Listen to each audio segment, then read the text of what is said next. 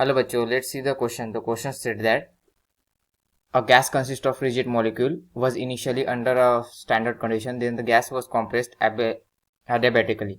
So यहाँ पर क्या कहा गया है कि गैस जो है वो adiabatically compress हुई है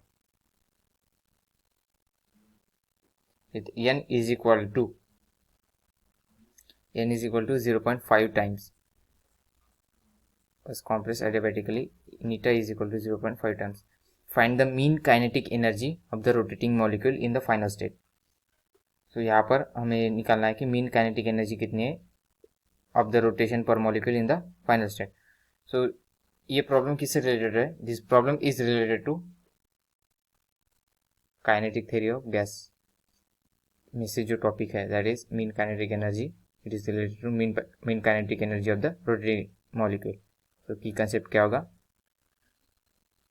की concept mean kinetic energy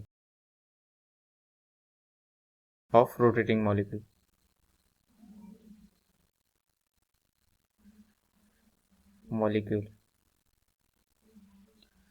So जब भी गैस कॉम्प्रेस होती है, so under the compression we have formula,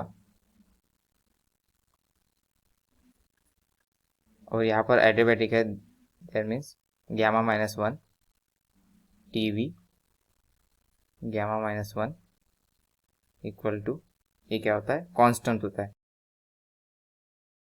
तो देयरफॉर यहाँ पे क्या हो जाएगा? T1 V1 gamma minus 1 is equal to T2 V2 gamma minus 1. So यहाँ पर नीटा इक्वल टू 5.0 टाइम्स दिया है. इट मीन्स दैट जो V1 by V2 equal to 5. It implies that V2 equal to V1 by 5. So therefore हमें यहाँ पर T2 निकालना है, दैट इज फाइनल टेम्परेचर निकालना है, so that we can calculate the final kinetic energy. So therefore here T2 equal to क्या होगा? V1 by V2 gamma minus 1 into T1. So in this case यहाँ पर diatomic gas के लिए gamma का कितना होता है? 7/5 in case of diatomic molecule. Diatomic, so therefore gamma minus 1 क्या होगा? 7/5 minus 1, this become 2/5. so T2 V1 by V2 की वैल्यू हमारे पास है, that is 5 into 2/5. this is T1. so T1 consider कर at standard temperature, that is 273. वो कितना होगा? into 300, because standard temperature कहा गया है, that is T1 equal to standard temperature. So T2 हमें फाइनल कितना मिलेगा? 571.09 केल्विन. सो इतना T2 रहेगा. और by using T2 we can calculate the kinetic energy, final kinetic energy. So final kinetic energy K equal to क्या होगा? 2/2 means 2 molecule. This is regarding the diatomic molecule KT.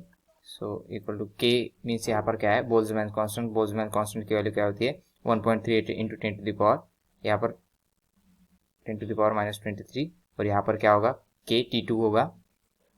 K into instead of T, here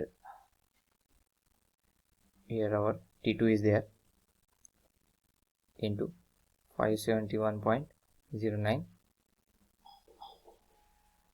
so finally we will get, so kinetic energy कितनी मिलेगी? Kinetic energy is equal to 788.11 into 10 to the power minus 23 joule. This is the kinetic energy. So आशा करता हूँ आपको solution समझ में आया होगा. Thank you.